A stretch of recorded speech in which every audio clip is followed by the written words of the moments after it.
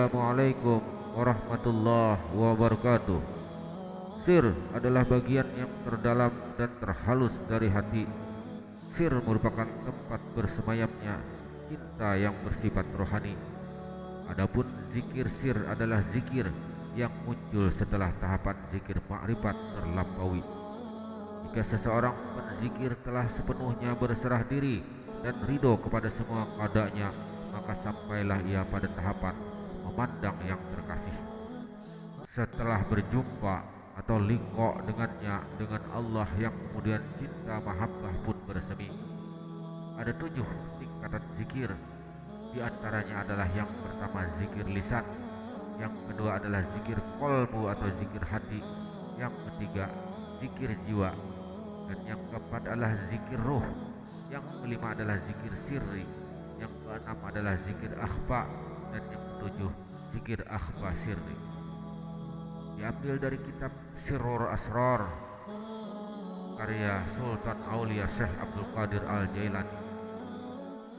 Imam As-Sadiq alaihi salam berkata, zikir lisan itu adalah puja, alhamd, dan puji, sana. Zikir jiwa itu kesungguhan hati, aljuh, dan kemauan yang keras, al-ana. Zikir ruh itu takut, al-khawf, dan harap, al-roja. Zikir kolbu itu pembenaran, al-sidik, dan pembersihan, al-syifa. Zikir akal itu pengagungan, at-tahzim, dan malu, al-haya. Zikir ma'rifat itu penyerahan diri, at-taslim, dan rela, ar-ridha. Zikir sir itu memandang, ar-ru'yat, dan berjumpa, al-liqa. Tingkatan yang pertama zikir lisan. Imam Sadiq alaihissalam berkata, zikir lisan itu puja dan puji pertama-tama yang mesti dilakukan oleh seseorang yang sedang melakukan latihan zikir adalah membiasakan lidahnya untuk selalu berzikir.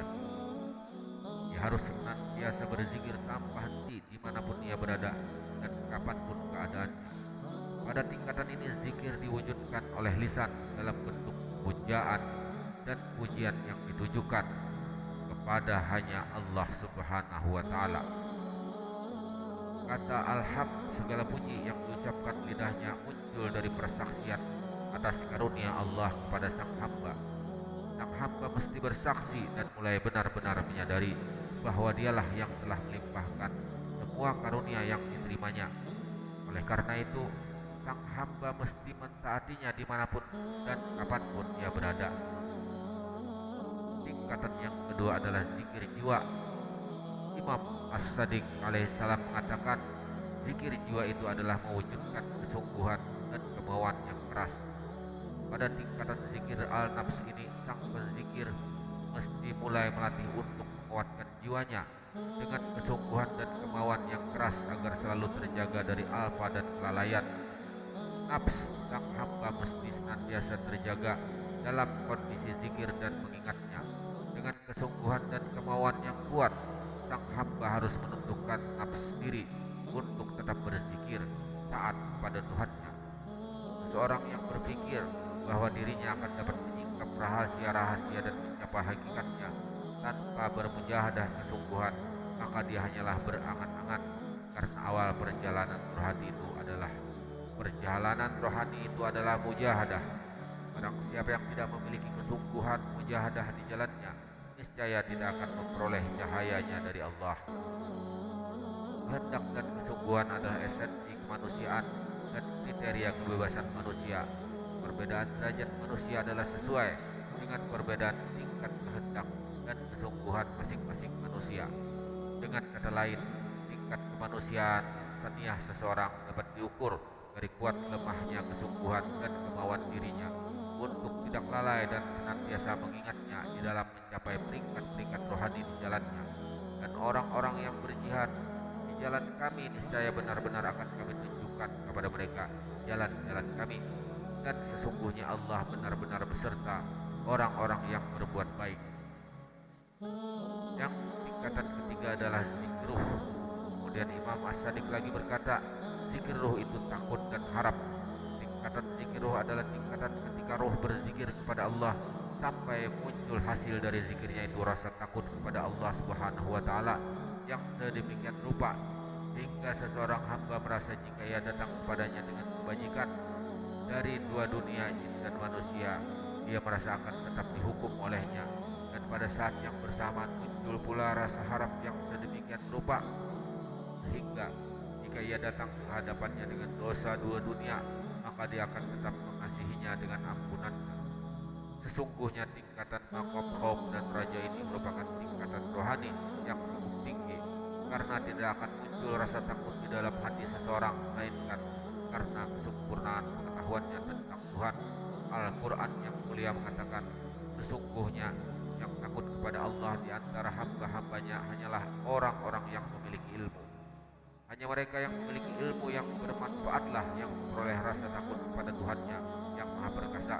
Namun rasa takut tidaklah hanya terungkap di dalam kata-kata atau munajat, tetapi juga mewujud di dalam setiap amal perbuatan dan ibadah-ibadahnya. Imam Ali alaihissalam berkata, aku heran dengan orang yang mengaku takut pada siksa neraka, tetapi ia tidak menahan diri dari dosa. Dan aku heran dengan orang yang mengharapkan ganjaran pahala, namun ia tidak bertaubat dan melakukan amal soleh. Dan adapun orang-orang yang takut kepada kedudukan Tuhannya dan menahan dirinya dari hawa nafsu, maka surgalah tempat tinggalnya. Kemudian tingkatan yang keempat, zikir qalb. Imam As-Sadiq berkata, zikir qalbu itu pembenaran dan pembersihan. Tingkatan ini lebih tinggi dari tingkatan sebelumnya. Diriwayatkan bahwa Rasulullah SAW bersabda, janganlah kamu melihat salat-salat mereka, puasa-puasa mereka, dan banyaknya haji dan kebajikan mereka, bahkan ibadah malam mereka, tapi hendaklah kamu lihat sejauh mana kebenaran dan kata-kata penunaian amanat mereka.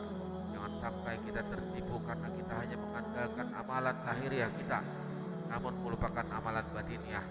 Banyak kita lihat orang-orang yang rajin melakukan sholat, berpuasa, bahkan pergi haji berkali-kali ke Baitullah, namun ternyata mereka adalah para pendusta, penipu, koruptor, dan para pengkhianat bangsa dan agama. Kita berlindung dari amalan yang seperti itu. Syahadat yang kita ucapkan di dalam salat kita sudah semestinya tidak hanya diucapkan dengan lidah saja. Syahadat juga mesti diaplikasikan dalam kehidupan sehari-hari.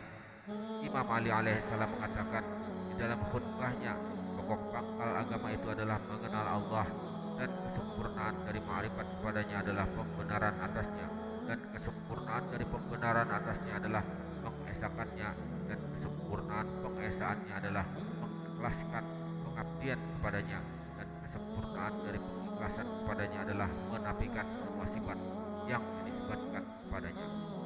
Zikir qalbu ini adalah pembenaran atas keesaannya, yaitu ketika sang penzikir sudah mencapai maqam musyahadah, penyaksian.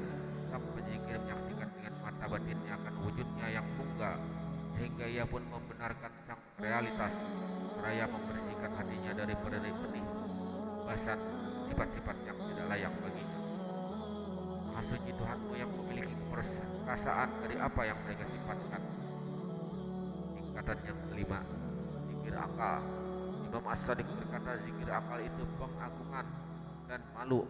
Agaknya maksud akal di dalam hadis ini bukanlah sekadar akal rasional, namun akal kearifan. Di dalam sebuah hadis lainnya, Imam Ali alaihissalam berkata, perumpamaan akal di dalam hati adalah seperti lampu di tengah-tengah sebuah rumah. Akal yang berada dalam hati ini hanya bisa bercahaya dan menyinari alam syuhud dan alam ma'nawi jika digosok dan dipoles dengan tazakkur dan tafakkur. Cahaya akal ini akan menyingkap tabir-tabir kegelapan yang menutupi diri sang pejalan rohani dari al-haq, sehingga ia dapat menyaksikan keagungan al-jalalnya dan keindahannya, dan terpancarlah rasa pengagungan kepadanya. Sebiji mata yang melihat lebih baik ketimbang ratusan tongkat orang buta. Mata dapat membedakan permata dari kerikil. Tingkatan yang keenam, zikir ma'rifat. Imam As-Sadiq mengatakan zikir ma'rifat itu penyerahan diri dan rela. Zikir ini lebih tinggi dari zikir akal. Setelah tazakkur dan tafakkur muncullah ma'rifat. Ma'rifat kepadanya inilah yang membuatnya terdorong untuk berserah diri secara total dan rela atas segala tindakan dan keputusan atas dirinya. Imam Shadiq alaihissalam berkata, sesungguhnya manusia yang paling mengenal Allah adalah mereka yang ridho akan qada Allah subhanahu wa ta'ala. Di dalam sebuah hadis qudsi disebutkan bahwa Allah azza wa jalla berfirman kepada Nabi Musa alaihissalam, sesungguhnya engkau sekali-kali tidak akan mampu mendekatiku dengan sesuatu yang lebih aku cintai ketimbang sikap ridho dengan ketentuanku. Dan melalui penyingkapan dirinya di dalam pancaran cahaya, dia menunjukkan keterbatasan kemampuan penglihatan mata serta kekuatan rasional, menjadikannya melampaui kekuatan penglihatan mata. Jadi segala sesuatu memiliki keterbatasan, hanya Tuhan yang memiliki kesempurnaan esensi. Kemudian yang ketujuh adalah zikir sir. Imam As-Shadiq berkata, zikir sir itu memandang dan berjumpa. Inilah tingkatan zikir yang paling tinggi. Tapi apakah sebenarnya zikir sir itu? Sebagian kaum uraba menyebut sir rahasia sebagai hab yang secara harfiah berarti biji. Sir merupakan inti dari lub, dan lub ini adalah inti dari qalb, dari hati. Jadi sir adalah bagian yang terdalam dan terhalus dari hati.